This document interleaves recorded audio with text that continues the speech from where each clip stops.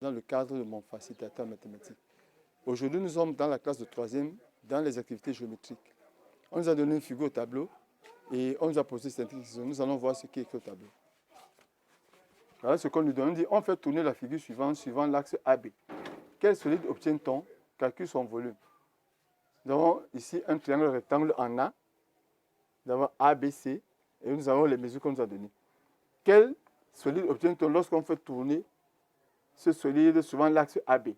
Voilà les réponses. Lorsqu'on fait tourner un triangle rectangle autour de sa hauteur, on obtient un cône de révolution. Suivez bien. Lorsqu'on fait tourner un triangle rectangle autour de sa hauteur, on obtient un cône de révolution. Donc, le solide, c'est on obtient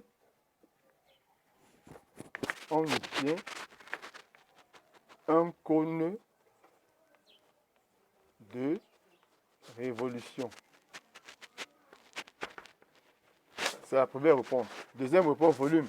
Volume du cône, c'est surface de la base par la hauteur divisée par 3. Or, la base ici, c'est AC. Donc, AC qui tourne.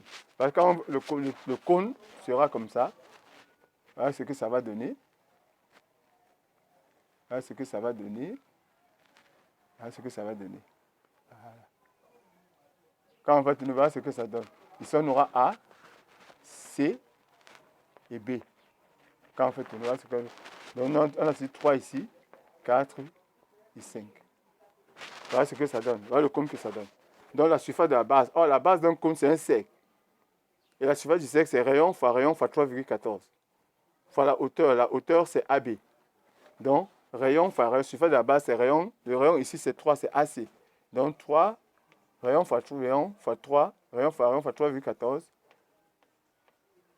Fois la hauteur, qui est 4, le tout sur 3. Alors là, on peut simplifier comme ça.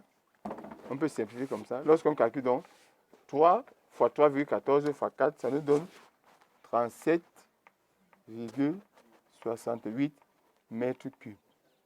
Ça, c'est le volume du cône de révolution qu'on a obtenu. Suivez bien. Lorsqu'on veut tourner un triangle rectangle autour d'un axe qui est sa hauteur, on obtient le cône de révolution. Et pour trouver donc sa hauteur, qu'est-ce qu'on fait? On fait rayon fois rayon, donc sur la base, rayon fois 3,14 fois la hauteur, le tout divisé par 3, selon la formule. Voilà ce que ça nous a donné.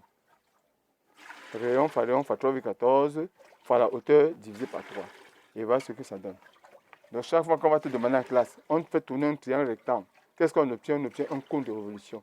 Et n'oubliez pas que la formule du volume du cône de révolution est la même que la formule du volume de la pyramide.